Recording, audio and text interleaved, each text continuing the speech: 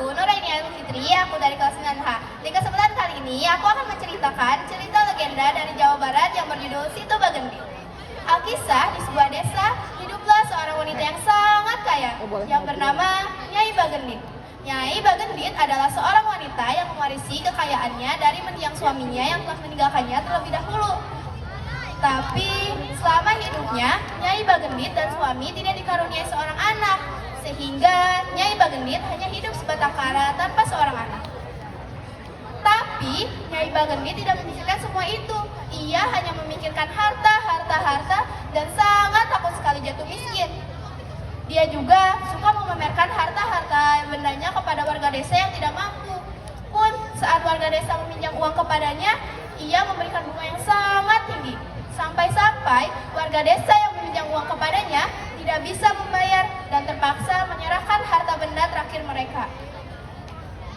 Dan ia juga seringkali menyuruh orang suruhannya yang sangat gagah dan kasar untuk menagih hutang kepada warga desa.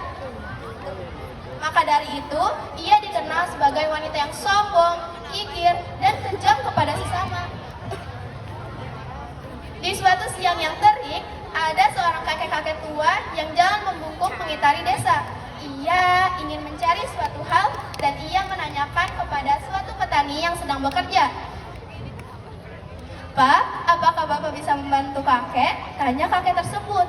Lalu petani tersebut langsung senyum kepada kakeknya dan berkata, "Apa yang membuat saya bisa membantu kakek?" tanya petani tersebut. Lalu kakek tersebut menjawab, "Tidak, saya hanya ingin menanyakan rumah orang terkaya di desa ini," kata kakek tersebut. Lalu spontan petani tersebut menunjuk ke arah rumah Nyai Bagendit. Iya, rumah yang sangat besar, beda dari rumah-rumah yang lainnya. Karena petani itu penasaran, petani itu langsung menanyakan kepada kakek tersebut, "Apa yang membuat kakek mencari rumah orang terkaya di desa ini?" tanya petani tersebut kepada kakek. Lalu kakek tersebut menjawab, "Tidak, saya hanya ingin meminta sedikit sedekah karena saya sudah 3 hari tidak makan," kata kakek tersebut. Karena petani itu merasa iba, sejarah kan Nyai Bagendit perhatikan orang yang sombong, kikir, dan kejam kepada sesama. Bukannya diberi sedekah, takutnya kakek tersebut malah dihadik sama Nyai Bagendit. Maka dari itu, petani tersebut mau mencegah kakek tersebut untuk tidak datang ke rumah Nyai Bagendit. Akan tetapi, sebelum bisa mencegah kakek tersebut menghilang entah kemana. Di sisi lain, ada Nyai Bagendit yang sedang asik menghitung harta benda yang semakin hari semakin melimpah. Dari mulai emas, perak, berlian yang semakin hari semakin melimpah. Lalu, beberapa saat kemudian, ada seorang pengemis tua yang meminta sedekah kepada Nyai Bagendit.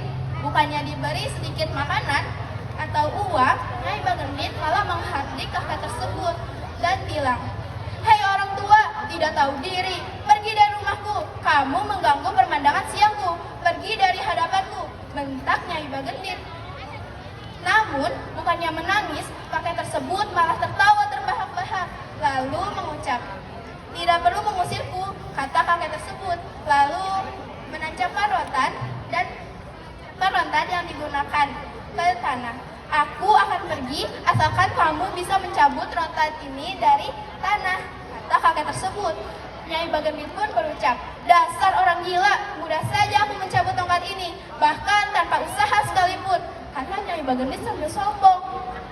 Namun, kagetnya Nyai Bagendit setelah dia mencoba dengan satu tangan, tongkat itu tidak bergerak sedikit pun. Mencoba dengan 2 tangan dan sekuat tenaga, tetap tidak bisa. Dan karena merasa kalah, Nyai Bagendit pun langsung menyuruh orang suruhannya untuk mencabut tongkat tersebut. Tetapi tidak ada yang bisa mencabut tongkat tersebut. Lalu kakek tersebut berucap, "Rupanya kekuatan kalian tidak seberapa. Lihatlah aku akan mencabut tongkat ini dengan mudah," kata kakek tua tersebut. Ternyata tongkat yang awalnya sulit dicabut langsung terlepas. Akan tetapi yang lebih anehnya lagi, setelah tongkat itu dicabut, banyak guyuran air yang keluar dari tancapan tongkat tersebut. Lalu kakek tersebut berucap, "Nyai Bagendit, ini adalah akhir dari hukumanmu. Air ini adalah air mata penduduk yang menderita akibat perbuatanmu. Kamu dan